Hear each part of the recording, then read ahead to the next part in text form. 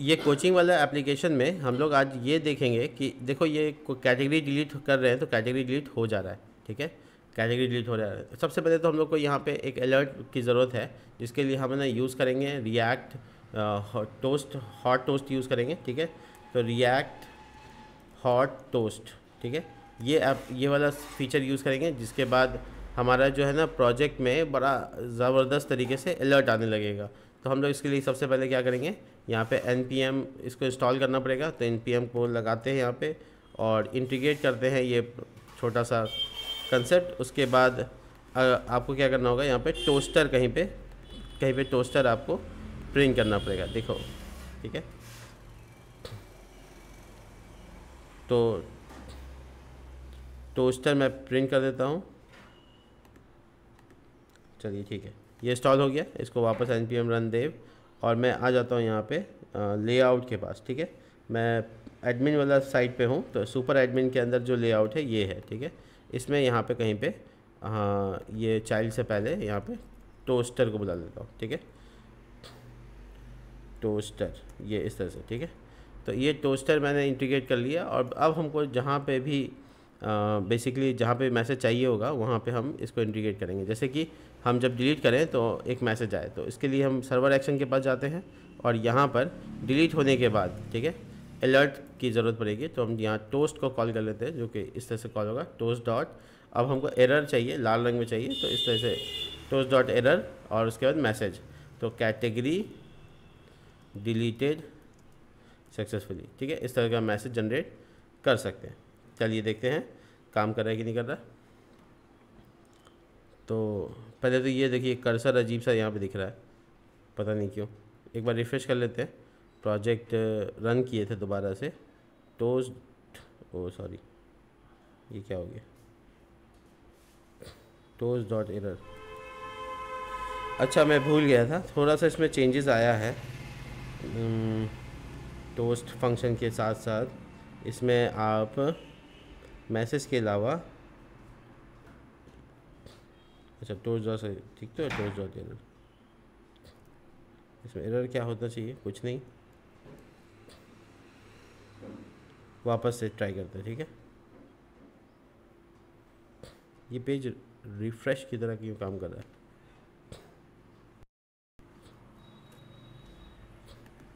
ये आ रहा है एरर, टोस्ट इंपोर्ट है,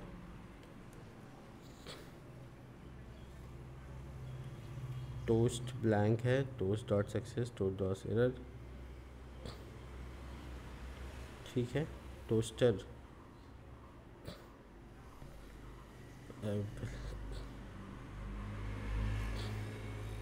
एक मिनट मैं देख लेता हूँ।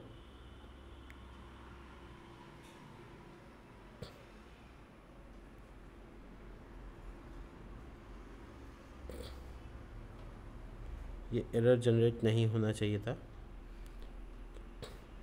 Default dot error is not defined.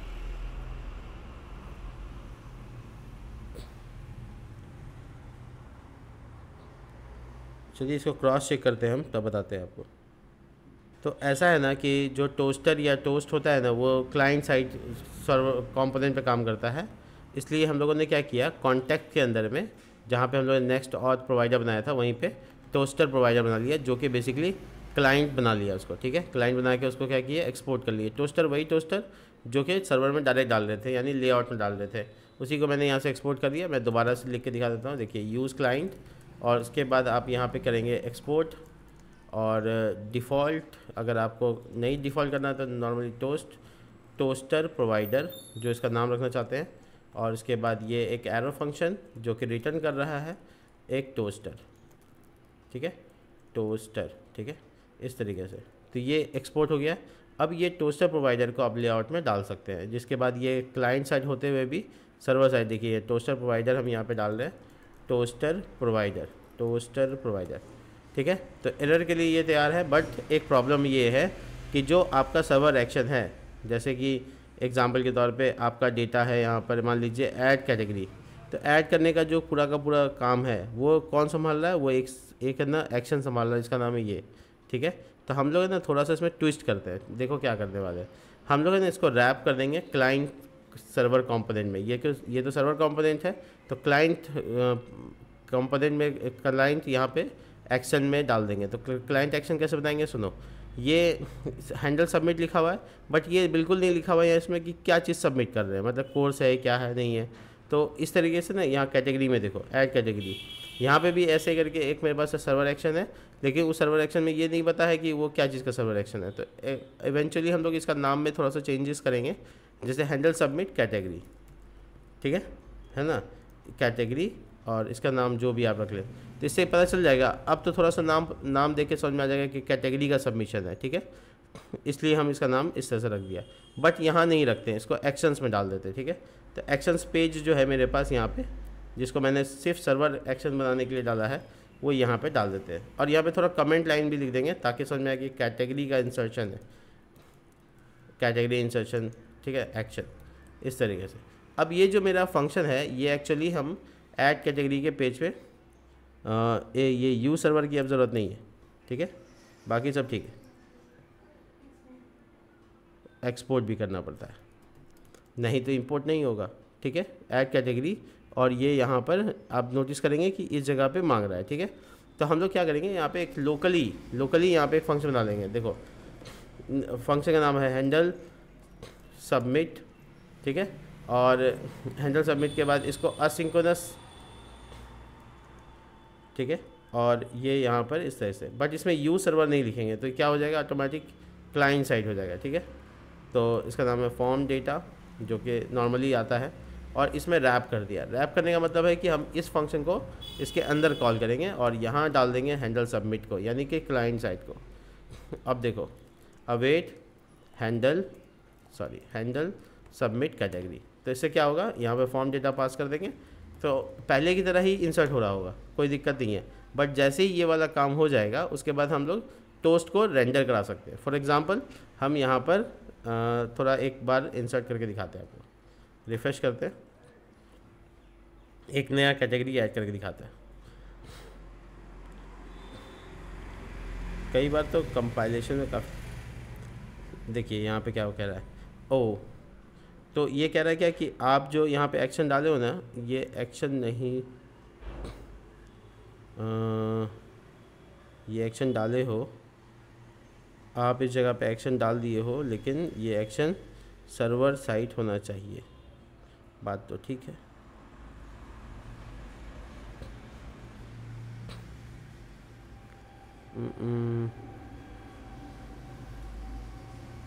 ये सब की यहाँ अब ज़रूरत है नहीं, तो ये डिमांड में नहीं आ रहा है।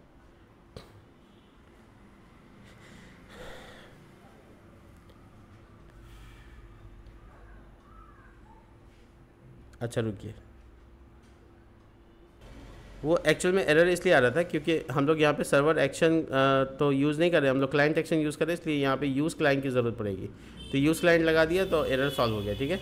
अब ये जो एरर सॉल्व हुआ है, बट यहाँ पर एक छोटी सी बात और है कि हम जैसे ही इसको इंसर्ट कर लें, यानी ये डेटा बेसिकली इंसर्ट हो जाए, तो हम लोग इसके बाद है ना फायर कर सके टोस्ट को, वो चेक करना बहुत ज़रूरी है। टोस्ट डॉट सक्सेस, ठीक है, फायर करते हैं कि कैटेगरी इंसर्ट क्रिएटेड सक्सेसफुली, ठीक है। इस तरह से मैसेज फायर करते हैं, देखो ऊपर देखो, कैटेगरी क्रिएटेड सक्सेसफुली, ये टोस्ट फायर हो गया। तो पता ही चला कि आपको अगर टोस्ट यूज़ करना है तो आपको क्लाइंट कंपोनेंट में ही यूज़ कर सकते हैं, आप सर्वर कंपोनेंट में नहीं यूज़ कर सकते। दो जगह बातें हैं, फिर से रिपीट कर रहे हैं। layout.js के अंदर में आप जब ये टोस्ट डालते हैं, टोस्टर जिसको बोलते हैं हम लोग, टोस्टर डालते हैं, तो टोस्टर प्रोवाइडर बना के उसको अलग कंपोनेंट में बना दीजिए, जिसका मतलब ये है कि हम उसको क्लाइंट बनाना चाहते हैं। क्लाइंट बना के उसको रैप कर दीजिए, रैप करके आप लेआउट में लेते आइए, लेआउट में डाल दीजिए, ठीक है, जहाँ पे आपको कॉल करना है। नॉर्मली टॉप पे ना सेंटर में आता है, टॉप पे सेंटर पे आप पोजीशन चेंज कर सकते हो। यहाँ पे अगर आप मैसेज यहाँ पे टोस्ट प्रोवाइडर के पास जाओगे तो यहाँ पे बहुत सारा प्रॉपर्टी होता है, जैसे पोजीशन, तो आपको कहाँ चाहिए पोजीशन वो आप बता सकते हो, कहाँ पे चाहिए बताइए। बॉटम सेंटर, देखिए मैंने लिख दिया क्या, हाँ बॉटम सेंटर में, तो आपका जो मैसेज आएगा ना वो बॉटम सेंटर में आएगा। मैं दिखा देता हूँ, देखिए मैं इंसर्ट करके भी दिखा देता हूँ। ये हालांकि हम लोगों ने क्लियर का काम नहीं किया है, देखो जो मैसेज प्रॉम्प्ट होगा, देखो कहाँ हो रहा है, बॉटम सेंटर में हो रहा है। तो वो आप जहाँ पे बोलोगे वहाँ पे हो सकता है, ठीक है। तो यहाँ पे आप पोजीशन बता दो, वो अपना उस हिसाब से टॉप सेंटर ऊपर में आएगा, ठीक है। Right left, top right, top bottom, ठीक है। देखो बॉटम लेफ्ट, बॉटम राइट, जो तुम डिसाइड कर लो वो डाल दो, वही पोजीशन पे वो डेटा कॉल होगा। दिखाता हूँ, देखो कहाँ हो रहा है। तो पोजीशन अपने हिसाब से चेंज कर सकते हैं अलर्ट का, बहुत ही अच्छा दिखता है। लेकिन बाय डिफ़ॉल्ट जो होता है वो होता है टॉप सेंटर, बाय डिफ़ॉल्ट जो होगा वो होगा टॉप सेंटर, ठीक है। वो अच्छा भी रहता है मेरे हिसाब से। अब क्या है कि आपका जो फॉर्म है ना वो रीसेट नहीं हो रहा है, वो हम रीसेट करवा देंगे, कोई इशू नहीं है। फॉर्म में डेटा फिल रह जा रहा है, तो आपका ऐड कैटेगरी का काम यहाँ पे हो गया, ठीक है। इसी तरीके से आप कोर्स में भी ऐड करने का काम कर सकते हो। तो उसके लिए आप मोटे मोटे चीज़ को जान लो। देखो ये आपका सर्वर एक्शन है, दोबारा मैं करके दिखा रहा हूँ। ये सर्वर एक्शन आप अपने एक्शन वाले फाइल में डाल दो, जहाँ सारा एक्शन रख रहे हो, ठीक है। और इसका थोड़ा नाम चेंज कर दो, हैंडल सबमिट कोर्स, तो इससे पता चल जाएगा हाँ ये कोर्स के लिए काम हो रहा है, ठीक है। और कमेंट भी लिख देते हैं, इंसर्ट कोर्स, ठीक है। इससे क्या हुआ, आपका कोर्स का सारा काम हो गया। ये सब ध्यान में रख लेना कि ये इसमें से कोई ऐसी चीज़ कॉल हो रही है कि नहीं हो रही है, सारी की सारी यहाँ पे कॉल होनी चाहिए। तो यहाँ पे सारी की सारी चीज़ें कॉल हो रही है कि नहीं हो रही है। दूसरा ये कि आपका जो ऐड कोर्स वाला फंक्शन है, देखो यहाँ पे हैंडल सबमिट मांग रहा है, आप यहाँ पे एक हैंडल सबमिट बना लो, हैंडल सबमिट। और ये देखो फॉर्म डेटा जो नॉर्मली पास होता है फॉर्म में, और ये आपका डेट, ठीक है। अब असिंक्रोनस रखोगे तभी आपका सर्वर एक्शन चलेगा, सॉरी अवेट असिंक्रोनस। और देखो ये handle submit, handle submit course, क्या दिक्कत है, क्यों नहीं आ रहा है यहाँ पे, क्योंकि आप वहाँ एक्सपोर्ट नहीं किए होंगे। एक्शन में जाइए और यहाँ पे एक्सपोर्ट कीजिए, बस इसके आगे एक्सपोर्ट लगा दीजिए, काम हो जाएगा, ठीक है। अब आराम से आप जो है एक्सपोर्ट कर दिए। अब इसके बाद क्या होगा कि आपका हैंडल सबमिट यहाँ तैयार हो गया। हैंडल सबमिट आपका क्या है, क्लाइंट, देखिए ये ऊपर में इतना सब कुछ अब यहाँ पे नहीं चाहिए। फ़ायदा क्या हुआ, हर जगह इंपोर्ट नहीं करना पड़ रहा, एक जगह आपका एक्शन में इंपोर्ट है, काम हो गया आपका। लेकिन कुछ चीज़ें ऐसी हैं जो वहाँ डिमांड में होंगी, जैसे ज्वाइन, ये सब मुझे लग रहा है ये सब चीज़ें वहाँ पे ज़रूरत होगी। रिडायरेक्ट वगैरह तो नहीं होगी, कैटेगरी मॉडल सब वहाँ पे होगा। चलिए, तो यहाँ पे आपको क्या करना है, यूज़ क्लाइंट लिख देना, ताकि इसको क्या क्या कन्वर्ट कर देना है, सर्वर एक्शन, सर्वर कंपोनेंट से क्लाइंट कंपोनेंट में कन्वर्ट कर देना है, यूज़ क्लाइंट, ठीक है। और ये देखिए हैंडल सबमिट, और इसमें फॉर्म डेटा को एज इट इज़ पास कर दीजिए, कुछ नहीं छेड़छाड़ करना है। आपको डेटा यहाँ कॉल नहीं हुआ है तो इसको मिटा के दोबारा से लिखिए, देखिए ये कॉल हो गया, आगे लाइन आपका ये पूरा का पूरा फॉर्म एक्शन में आ गया। अब आपके एक्शन में बेसिकली, इस एक्शन में जो भी हम कॉपी पेस्ट किए, इसमें कहीं पे बफर चाहिए, कहीं पे ज्वाइन चाहिए, कहीं पे राइट लेफ्ट फाइल चाहिए, ये सब एरर दे देगा। इसलिए आप पहले ही यहाँ पे इसको इंपोर्ट कर लीजिए, तो आपका एरर नहीं आएगा। तो आपका जो कैटेगरी इंसर्शन का काम है वो भी यहाँ पे क्लाइंट और सर्वर के बीच के मैनेजमेंट में हो गया। अब आराम से आप अगर जॉड यूज़ करेंगे कल वैलिडेशन के लिए, तो आप इसमें आराम से यूज़ कर सकते हैं, है ना। लास्ट बुक स्टोर वाले प्रोजेक्ट में मैंने अच्छे से बताया है। अब आपको जैसे मान लीजिए इंसर्ट हो गया, तो अपना टोस्ट फायर कर लीजिए, टोस्ट डॉट सक्सेस, और लिख दीजिए यहाँ कोर्स एडेड सक्सेसफुली। ये एक मैसेज है जो कि इंसर्ट होने के बाद बता देंगे। नॉर्मली आप यहाँ से आके देख सकते हैं, चेक करना चाहेंगे। पहले तो ये देखिए category dot name is not defined, oh actual में यहाँ पे कैटेगरी कॉलिंग हो रहा था, देखो कैटेगरीज, और ये कैटेगरीज कॉलिंग हो रहा है प्रॉप से, ठीक ही तो है, क्या दिक्कत है। ओह अच्छा, अब कैटेगरी तो है ही नहीं, एक भी नहीं। तो देखिए ऐसा एरर क्यों आया, क्योंकि कैटेगरी वेरिएबल में कोई डेटा है ही नहीं, और डॉट लगा के हम किसको एक्सेस कर रहे हैं, नेम। तो हम लोग पढ़ा है जावास्क्रिप्ट में क्या कर सकते हैं इसके लिए, जब है ना हमारा आगे का प्रॉपर्टी नल हो तो हम लोग यहाँ पे क्वेश्चन मार्क लगा सकते हैं। क्या होगा, इसको क्वेश्चन मार्क लगा देंगे। देखिए कैसे, जब आप इसको कॉल कर रहे हैं तो आप अपने सेफ्टी के लिए, बचने के लिए कि आपका कैटेगरीज में कोई एरर ना आए, उसके लिए आप क्या कर सकते हैं। देखिए पहले तो कॉलिंग में चले जाएंगे, कॉलिंग कोर्स, देखिए यहाँ पे इस सिंपली सेफ्टी के लिए क्या डाल दीजिएगा, क्वेश्चन मार्क डाल दीजिएगा। तो जिसके बाद आगे का नेम एक्सेस करेगा नहीं, देखिए नेम खाली आ रहा है, तो इसका मतलब क्या है कि कोर्स है लेकिन कैटेगरी नहीं है। तो हम लोग बेसिकली ऐड कोर्स पे क्लिक करते हैं और हम लोग देख लेते हैं भले कि अलर्ट काम कर रहा है कि नहीं कर रहा है ना। तो ये डमी डेटा डालते हैं, बाद में चेंज कर देंगे। ये देखिए, ये देखिए कवर, ये इमेज डालते हैं, और ये इस तरीके से तीनों चीज़। और क्या हुआ था, और वो एरर भी दे दिया हमको, अब दोबारा लिखना पड़ेगा।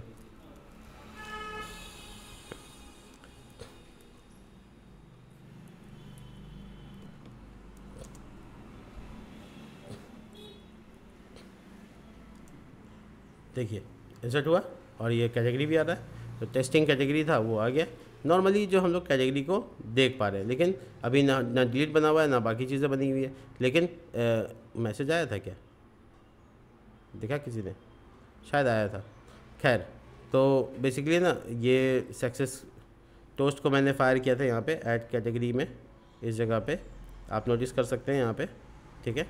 अब इसी तरीके से हम लोग क्या करेंगे यहाँ पर कुछ चीज़ें और हैं, जैसे कि कॉलिंग के टाइम में इसके बाद डिलीट का कोई काम नहीं हुआ है, लेकिन कैटेगरी डिलीट का काम करना है। तो हम क्या चाहते हैं, हम ये चाहते हैं कि जब हम टेस्टिंग कैटेगरी को डिलीट मारें, टेस्टिंग कैटेगरी को जब हम लोग डिलीट मारें तो उसका जो कोर्स है जो कि टेस्टिंग है वो भी साथ में डिलीट हो जाए। ये बहुत इंपॉर्टेंट काम रहेगा, नहीं तो क्या होगा, ऐसे ही नलिश वाला एरर आने लगेगा। मालूम चला कि कैटेगरी गायब हो गया, डिलीट हो चुका है, लेकिन उसका कोर्स डेटाबेस में एग्जिस्ट कर रहा है, जिसकी वजह से क्या होगा, हम लोगों को काफ़ी दिक्कतें आएंगी।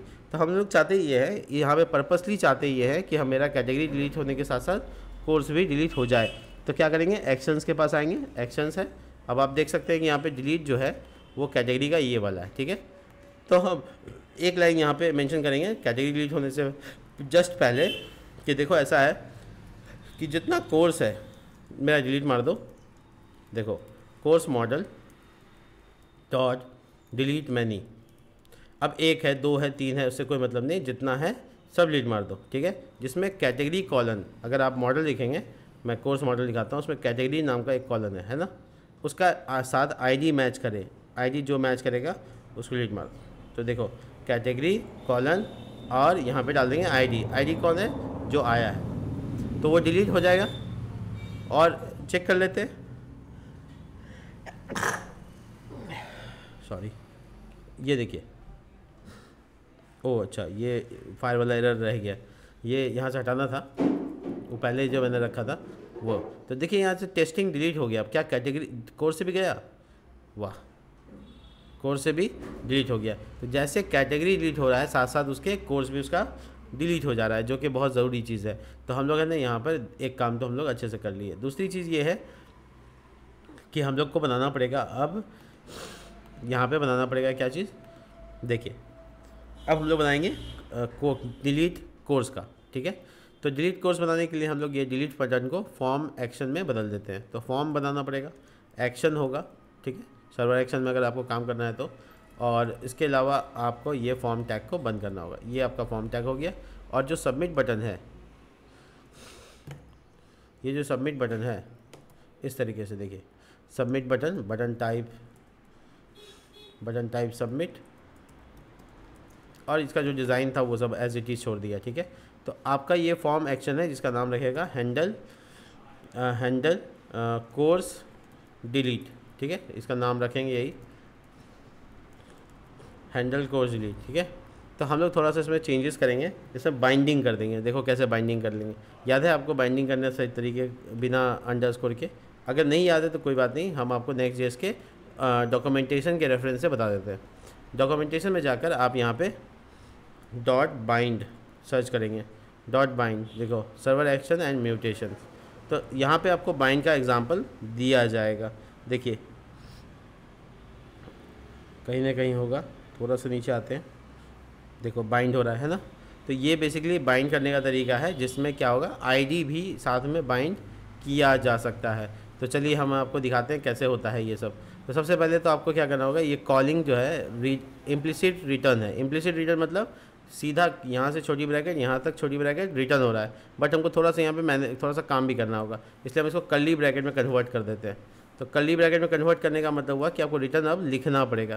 तो ये जो TR है, कंप्लीट TR है, इसको रिटर्न के अंदर डाल दो, रिटर्न छोटी ब्रैकेट, और ये देखो मैं डाल दिया। तो अब मेरे पास थोड़ा सा स्पेस बच गया लूप के अंदर, जहाँ पे हम अपना थोड़ा सा कंडीशन वगैरह लगा सकते हैं। तो हम यहाँ पे कॉन्स्ट बनाते हैं, सेफ रहेगा कॉन्स्ट क्या, हाँ ठीक है।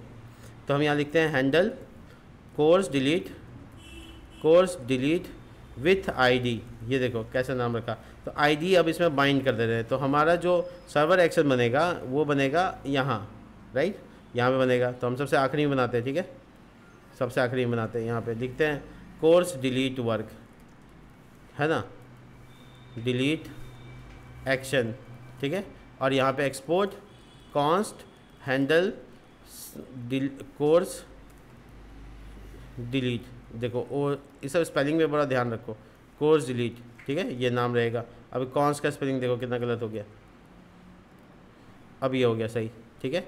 इसमें फॉर्म डेटा आएगा आपका जो भी आता है, और ये आपका सर्वर बन गया। अभी इसके अंदर लॉजिक नहीं लिख रहे हैं, बट इसको यहाँ पे एक्सपोर्ट जरूर कर लेंगे। देखो कॉलिंग कोर्स के पास, तो यहाँ पे हम एक्सपोर्ट करेंगे, देखो कैसे, हैंडल कोर्स डिलीट आ गया। अब इसमें क्या करना है, dot bind.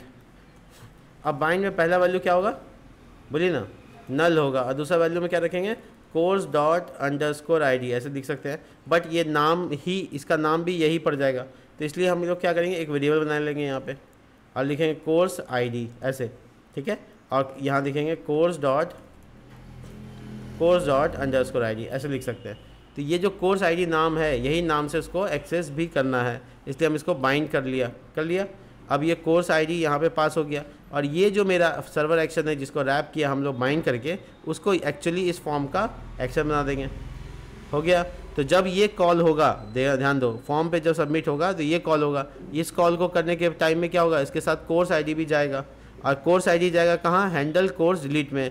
Handle course delete कहाँ है, वो है action.js के पास, और यहाँ पर आपको फर्स्ट पैरामीटर में कोर्स आईडी अवेलेबल हो जाएगा। कोर्स आईडी वही नाम जो बाइंड करके डाल देते, उसी नाम को आप एक्सेस कर सकते हैं। तो इससे फ़ायदा क्या हुआ, फ़ायदा ये हुआ कि जब हम लोग यहाँ पर कॉलिंग कोर्स में जब हम लोग यहाँ पे फॉर्म पास करते हैं, तो हम लोग को एक इनपुट टाइप पास करना पड़ता है जिसमें आईडी रखना पड़ता है। मैं आपको दिखाऊँ कहाँ पे ऐसा हुआ है, देखिए मैं आपको दिखाता हूँ यहाँ पे क्या कैसे हुआ है कि कॉलिंग, ये देखो यहाँ पे, ये देखो हिडन रखना पड़ रहा था। ये बाइंडिंग से आप इसको क्या कर लिए, ओवरकम कर लिए, ठीक है। तो आपका बाइंडिंग पॉसिबल है। थोड़ा सा वीडियो को दोबारा देखोगे तो शायद और आसान हो जाएगा। अब हम जब इस पर क्लिक करेंगे तो मेरा डेटा डिलीट होना चाहिए, बट लॉजिक तो लिखा ही नहीं। तो मेरे पास कोर्स आईडी है, मैं आपको दिखाता हूँ, यहाँ पे दिखा रहा है कि आपको कहाँ पे कोर्स आईडी अवेलेबल होता है। मैं इसको TS से JS कर लेता हूँ। देखो फर्स्ट पैरामीटर में अवेलेबल होता है, सेकंड पैरामीटर में फॉर्म डेटा होता है। एग्जैक्टली इसने जैसे मैंने किया वैसे बता दिया। अब मुझे यहाँ पे लेट लगाकर, ये पहले तो इसको असिंक्रोनस कर लेते हैं, और ये लेट लगाकर मैं यहाँ पर कोर्स को डिलीट कर देता हूँ, ठीक है। Await course model dot find by ID and delete, ठीक है, और यहाँ पे आईडी को बता देंगे कोर्स आईडी। हो गया। तो ये डिलीट का जो प्रोसेस है ये कंप्लीट हो गया। मैं चेक करा दूँ, चलिए चेक करा देता हूँ। ये जो कोर्स है इसको डिलीट मार के देखते हैं, देखो हो गया। बट मेरा पेज क्या हो रहा है, चलिए ठीक है, तो डिलीट हो गया। मिलते हैं नेक्स्ट वीडियो में, तब तक के लिए बाय।